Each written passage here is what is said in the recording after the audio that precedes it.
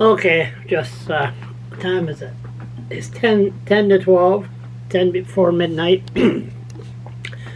I'm on my third, not second, third beer.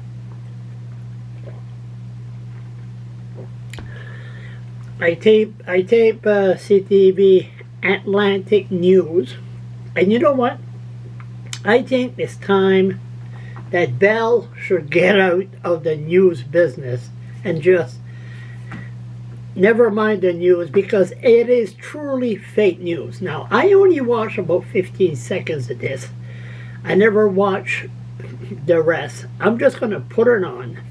Todd Battis is sitting with the Premier of Nova Scotia, and they were talking before that. They were talking about the highlights of the year, and then they tell the viewers there's homelessness.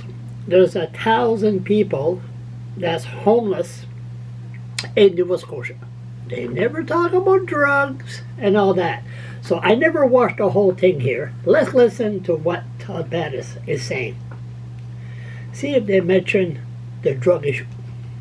There is, but we're making progress because we're opening up channels for access to care, and it's helping people. The other big issue this year, of course, is housing and homelessness. And as we sit here in this suite, you can look out the window and you can see the problem right at your doorstep.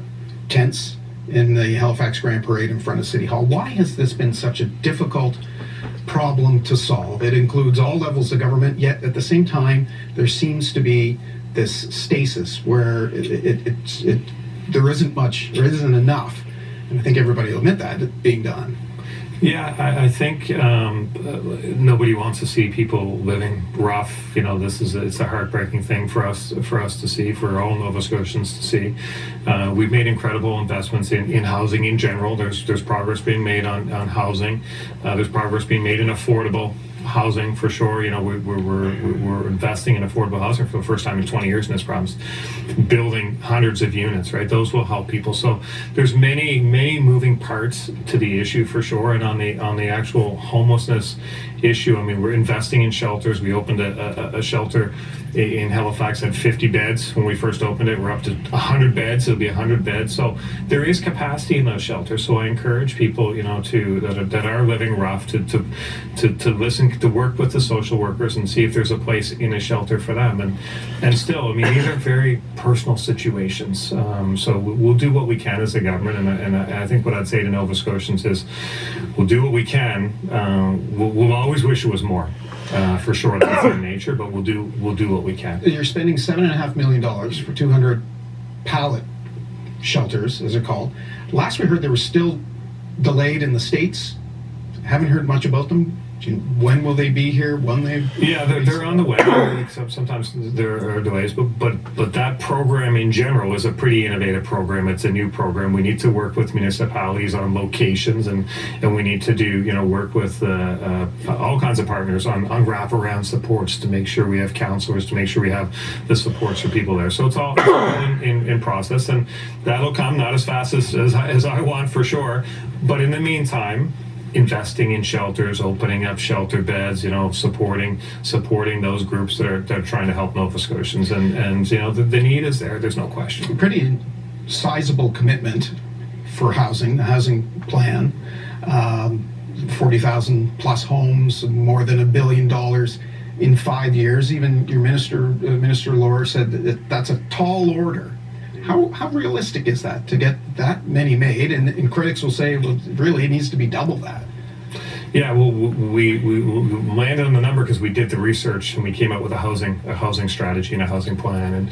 And it's in my nature to push hard, so we will always push with aggressive timelines and aggressive goals for sure. The housing, look, obviously the best time to build houses was yesterday or years ago, right? So we're dealing with what we have now. But I think, the investments we're making, we know that the labor force is an issue.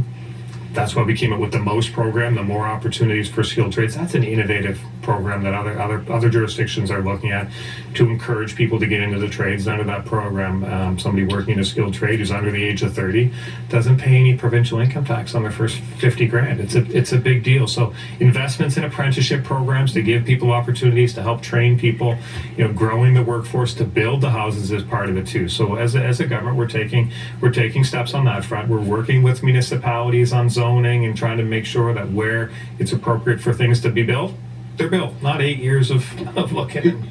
You're bullish, and you've been bullish on saying that you want the population of Nova Scotia to essentially double by 2060, I believe, right? 2 million people. Is that something you're still holding fast to? Okay. I hear enough. But they're talking about, so what was the issue? He mentioned shelter. The Premier said we give money to build a shelter.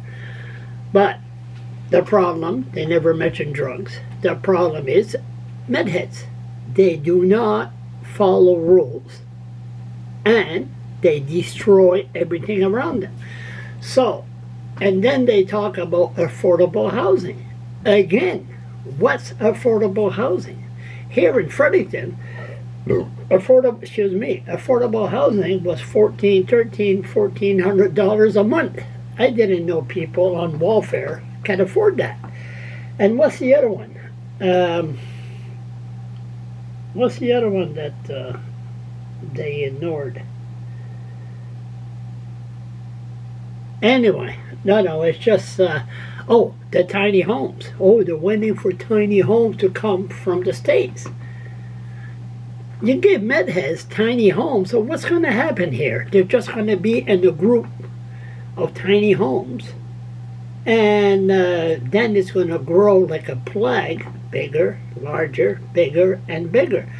I mean, to have tents at the Grand Parade and to tell veterans, hey, you're not going to have your ceremony here. We're medheads. This is our territory. You people go away. You know what? That was enough for this guy.